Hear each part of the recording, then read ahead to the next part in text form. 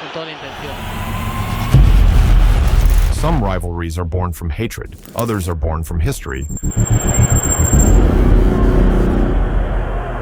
But football's greatest rivalry was born from something far more dangerous: pride. Two neighboring countries, united by one obsession.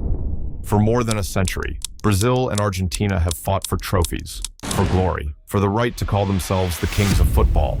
Every time they meet, an entire continent seems to stop breathing.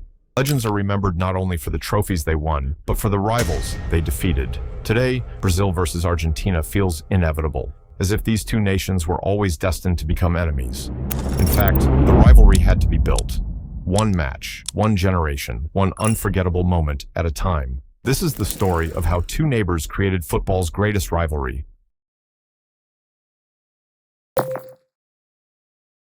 By the early 1900s, football was beginning to unite South America. International matches were becoming more common, and one nation had already established itself as the continent's early powerhouse: Argentina.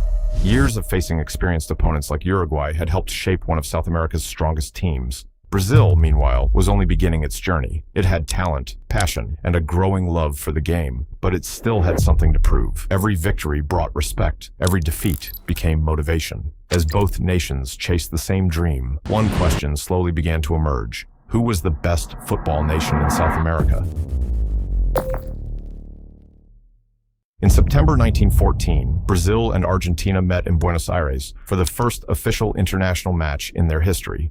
In that first encounter, Argentina dominated, a convincing 3-0 victory. For Argentina, it was proof of their superiority. For Brazil, it was a painful lesson. But the story didn't end there. Just 7 days later, the two nations met again. This time, they competed for the first official trophy between them, the Copa América. Argentina entered as the favorites, playing at home, expected to win once again. Instead, Brazil shocked everyone, a narrow 1-0 victory. On Argentine soil, 1 week, 2 matches, 1 victory each. The score was now level. But something much bigger had begun. From that day forward, every meeting carried a little more weight than the last. Each victory meant more. Each defeat hurt deeper. The rivalry had found its first heartbeat. At first, it was simply a battle of football philosophies. Brazil played with freedom, improvisation, joy, a style the world would later call jogo bonito.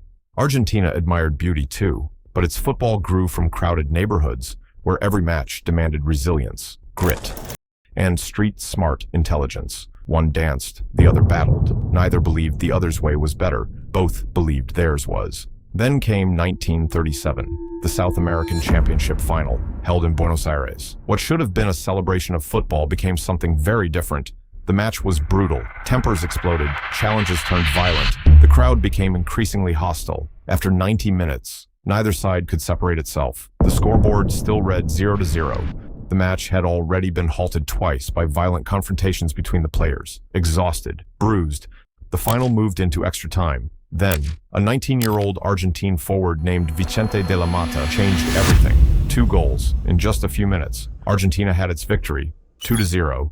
They lifted the championship, but nobody remembered the match for the trophy alone. As the final whistle echoed around the stadium, the hostility spilled far beyond the game itself. Brazilian players eventually left under armed police escort. The rivalry had crossed a line. It was no longer just about football. The rivalry had become part of their identity.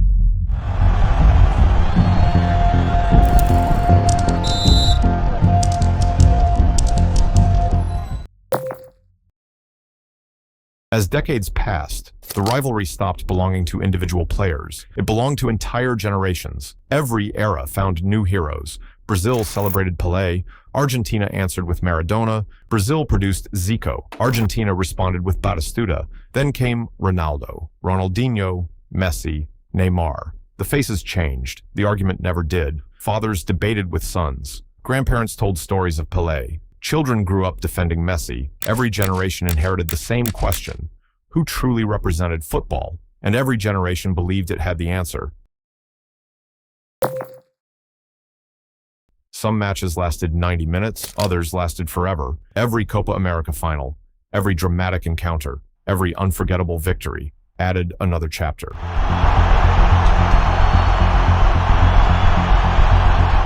Strangely, football's greatest rivalry has rarely been decided on the World Cup stage. Instead, it was South America that became its true battlefield. Sometimes Brazil celebrated, sometimes Argentina did, but neither side ever accepted defeat quietly. Victories became national celebrations, defeats became national wounds, because beating your greatest rival meant more than lifting a trophy. It meant proving something, to the world, and to yourself. Eventually, the rivalry escaped football.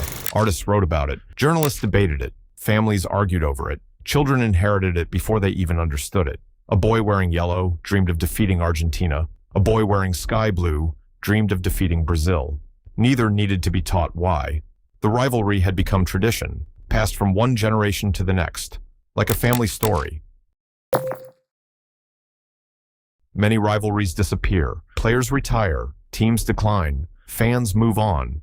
But Brazil versus Argentina survived every generation because it was never built on one player or one match. It was built on identity, two football cultures, two histories, two nations constantly chasing the same dream, to be remembered as the greatest. More than 100 years have passed since Brazil and Argentina first stepped onto the same pitch. Empires have risen, legends have retired, football itself has changed.